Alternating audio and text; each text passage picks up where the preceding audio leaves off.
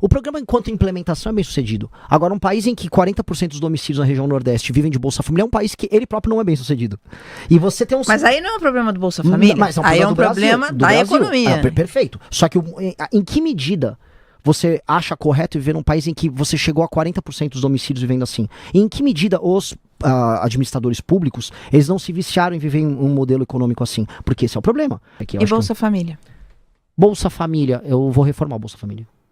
Como? Não dá. O Bolsa Família ele tem que ter uma porta de saída e nós não podemos criar uma cultura de informalidade baseada no ter o Bolsa Família e fazer um bico. Que isso se tornou a regra na maior parte dos casos, especialmente para homens. Um homem, especialmente um homem jovem de uma cidade com baixa atividade econômica nos interiores do Brasil, que é basicamente o périplo que eu estou fazendo, eu estou rodando o Brasil todo para isso, ele tem um bico, mora com a mãe, mora com os pais e recebe a Bolsa Família. E aí é oferecido, por exemplo, o dono da loja de materiais de construção fala, ó, vem aqui ganhar R$1.600, ele não quer. Candidato, isso não é regra. O Bolsa Família é um programa reconhecido internacionalmente. Isso Mas daí não é uma regra, quer dizer, não, se não existe é uma regra. exceção. Não, olha só. O problema existe. Esse tipo de distorção precisa ser corrigido. Fraude precisa corrigir. Sim, mas isso não é uma fraude hoje. Isso não é tratado como uma fraude. Tudo bem, mas eu tô falando, outras coisas precisam corrigidas, mas o programa é um programa bem sucedido. Sim, o programa, enquanto implementação, é bem sucedido. Agora, um país em que 40% dos domicílios na região Nordeste vivem de Bolsa Família é um país que ele próprio não é bem sucedido.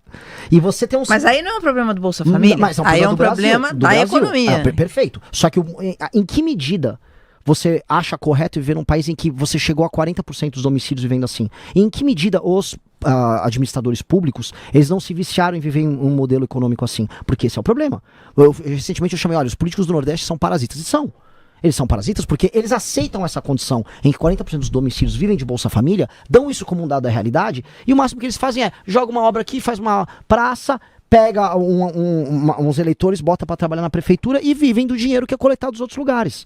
E aí o que acontece? O imposto tá caro para outras pessoas. Existe uma relação direta entre esse modelo em que os municípios não funcionam e ninguém é focado em aumentar a atividade econômica nesses lugares, com o motoboy aqui em São Paulo não conseguindo pagar a prestação da própria moto.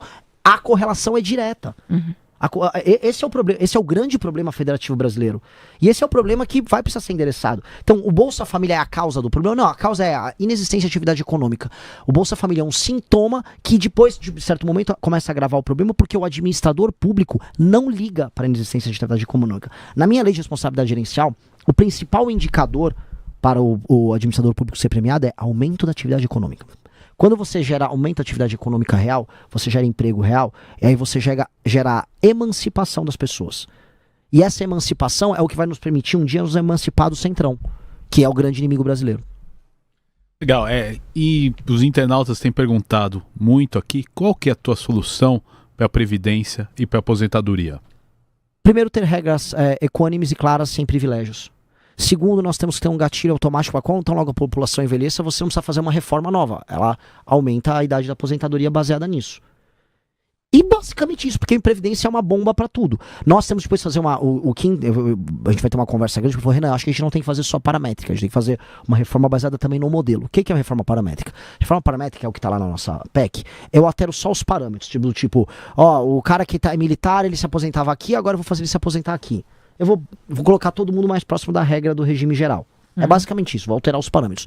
Agora, tem uma mudança de modelo. Mudança de modelo que tal colocarmos um regime de capitalização? Que tal uma pessoa que está ganhando mais, ela pague um pouco para o regime geral, para o custeio do regime geral, e o restante ela coloque para uma capitalização dela, para criar um mercado próprio, para criar poupança que gera investimento. Sim, acho que está na hora da gente discutir isso no nosso regime. Está na hora. Vai resolver? O que eu posso falar para todo mundo que está nos ouvindo? Não.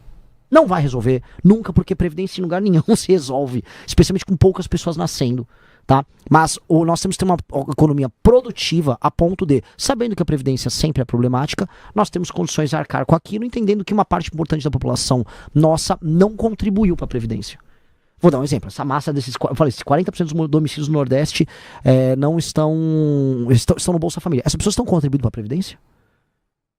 Praticamente nada, né? Se tiverem. Então, mas elas vão receber a aposentadoria. E aí, quem é que vai pagar?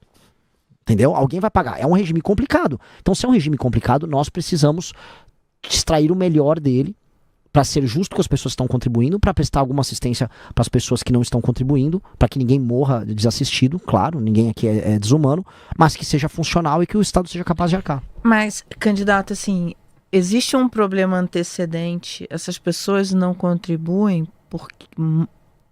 Tem fraude? Tem gente? Tem, tudo isso. Eu não tô falando de fraude, tá? Não, tudo bem, eu só tô falando assim, essas pessoas não contribuem porque não tem como atividade contribuir. Econômica. Exatamente. Mas eu não tô culpando elas. Porque esse é um ponto que a gente diverge algumas vezes, assim, existe um ponto importante que é a desigualdade brasileira. Sim. E essas pessoas, por exemplo, o MEI também não se paga. Paga muito pouco.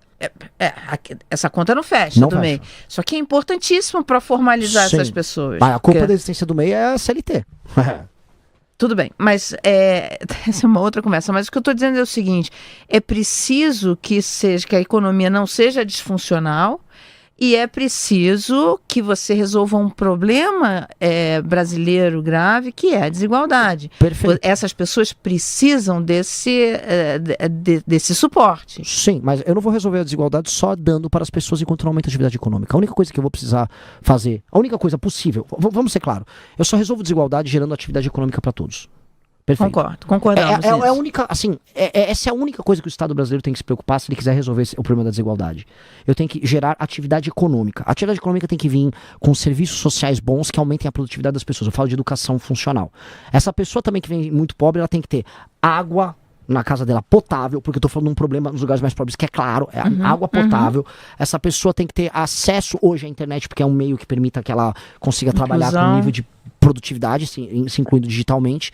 Essa pessoa ela tem que ter meios de acesso, vamos dizer, logísticos aos lugares mais próximos dela, ou seja, ela tem que ter um mínimo de estrada, ruas minimamente funcionais e segurança para andar na rua. Se eu olhar todos esses elementos nos lugares mais pobres são quase inexistentes. E nos lugares mais pobres, nos interiores, chegou o crime organizado. Por isso eu optei por rodar no Nordeste primeiro, para não ter uma visão preconceituosa disso, para não repetir clichê. Eu não vou repetir clichê. Eu sei exatamente como é a vida dos lugares que não funcionam hoje no Brasil, porque eu fiz questão de fazer campanha lá. Minha pré-campanha foi toda nesses lugares. O que eu posso falar? Precisa urgentemente de atividade econômica. E quando chegar a atividade econômica, nem vai dar para ser uma atividade econômica complexa, porque aquelas pessoas não tiveram formação.